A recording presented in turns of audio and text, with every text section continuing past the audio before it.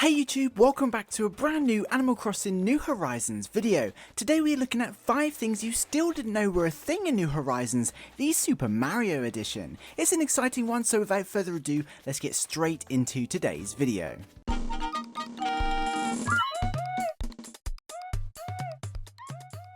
So with the latest Animal Crossing New Horizons 1.8 update adding a whole bunch of Super Mario items into the game, it seems to have not only brought many players back to the game, but also encouraged new players to pick up New Horizons for the first time. This is backed by the fact Animal Crossing New Horizons recently surpassed 31 million worldwide sales, which is almost more Animal Crossing games sold than all previous Animal Crossing game titles combined, which is just incredible. Anyway, with this in mind, I thought it would be fun to take a look at some of these Super Mario items in more detail and go over 5 things you probably didn't know were a thing in New Horizons.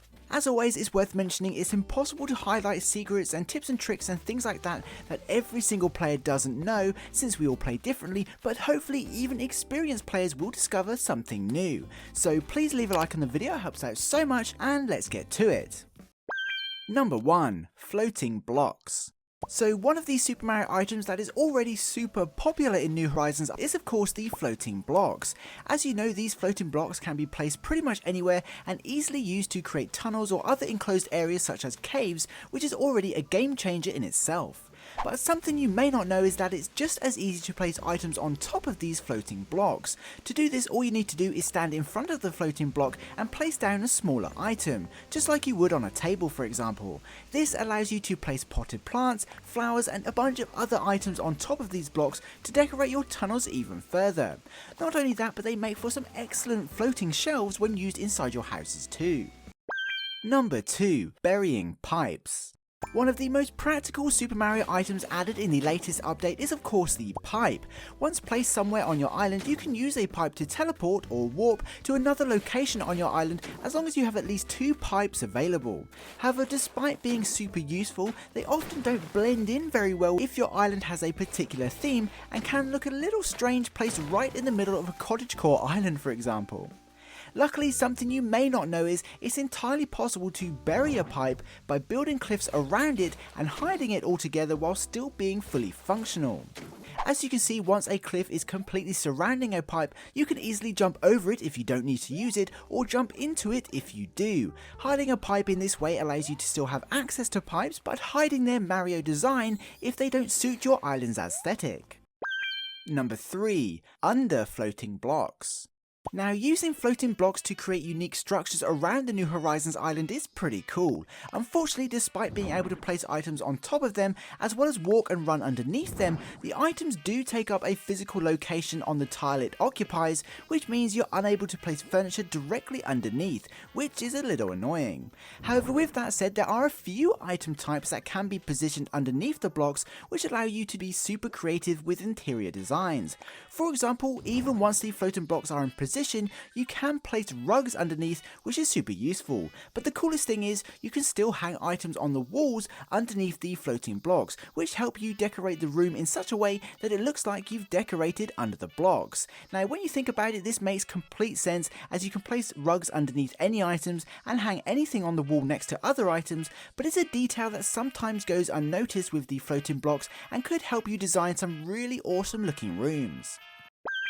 Number 4. Villager interactions.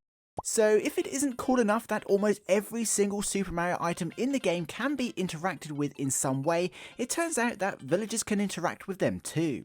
If you gift or sell an item to a villager, there's a good chance it will end up inside their house, as they love to decorate their rooms as much as we do. So a great example is if you happen to gift a villager a bunch of Super Mario coins, there's a chance the villager will interact with them, and in this example, just stand there and continuously collect them. It's not really groundbreaking, but it's a super cute detail nevertheless. Unfortunately, pipes that are placed inside villager houses can't be warped to though. Number 5. Customizing. Now, even new players will already know a large aspect of Animal Crossing New Horizons is about customizing furniture, and this is a detail that wasn't forgotten when the Super Mario items were added to the game. It turns out it's entirely possible to customize some of the items added in the 1.8 update.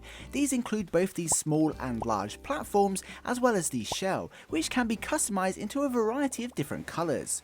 Just like any other furniture items, you can head to any crafting bench to do this. Again, not too surprising, but a detail that seems to be overlooked regarding the Super Mario items, so it's worth a mention.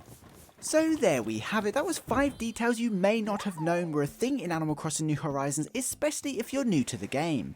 But what do you think about these points? Have you already buried a pipe in the ground, and have you customized any of the Mario furniture? Let us know your thoughts in the comments below. Anyway, for now, that pretty much wraps up this video. If you're an Animal Crossing fan, don't forget to subscribe, as I'll be uploading a bunch of New Horizons news as and when it happens. Until then, I'd like to give a special thank you to this channel's Patreon supporters, as well as this channel's members. You guys absolutely rock and truly help me upload as regularly as I do. I couldn't do it without you.